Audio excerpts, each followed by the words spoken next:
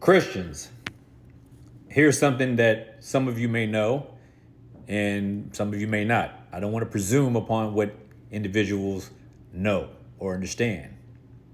But I want to bring up something about King David and his ministry as king of Israel.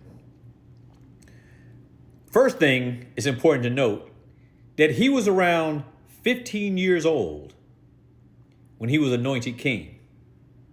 David was anointed by God king at around 15 years of age. However, he actually never took the throne until he was around 30 years of age. So it was about 15 years later, 14 to 15 years, that David was in wait to take his rightful seat to the throne that he was already anointed to have. David was the second king of Israel following King Saul.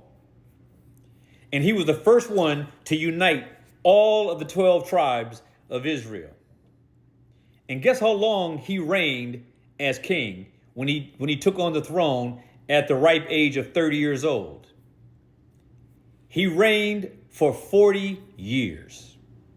And when he died, he was somewhere between 70 and 71 years of age. Now, I want you to notice something here. David reigned for 40 years. And David had conquered all of the enemies of Israel. He conquered them all. He accumulated wealth and he established the design of the kingdom. So he designed the kingdom of Israel. He designed the structure of the temple that needed to be built. He acquired all of the supplies that his son Solomon would need in order to establish this perfect kingdom, going off into this quote unquote golden age or golden era. And in David's reign symbolizes an era much like the one we are in right now. And the age of Solomon sort of symbolizes the age that we are going to enter into after our Lord returns, and we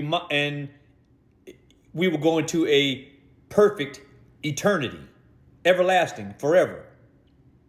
And Solomon's reign was more or less the emblem of that.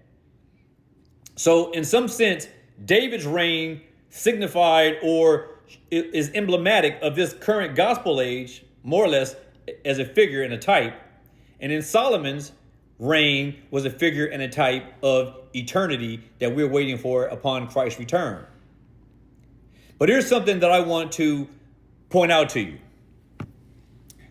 David was 30 years of age when he actually took the throne, but he was king before. Jesus began his ministry at 30 years of age, like David. Jesus began his rule as king at 30 years old, just like David. David was anointed king 15 years prior to taking his throne. He was already king before he took the throne. Jesus was already king, the King of glory, before he began his ministry, taking his throne as king over all heaven and earth, God in the flesh. David defeated all of his foes and firmly established his kingdom, making it ready to go into a golden era under Solomon. Jesus will defeat and is defeating all of his foes and will eventually deliver up his kingdom perfect up to his Father, just like David left it and delivered it up to his son Solomon. David's rule was for 40 years, and the national Israel was made to go into this new era of bliss under Solomon.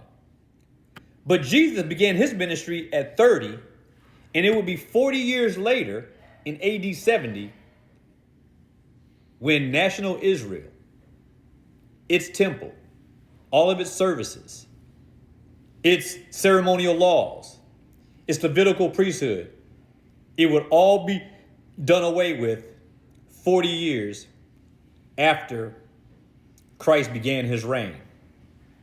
David's kingdom ended 40 years after he actually became king officially and took that role officially in this capacity.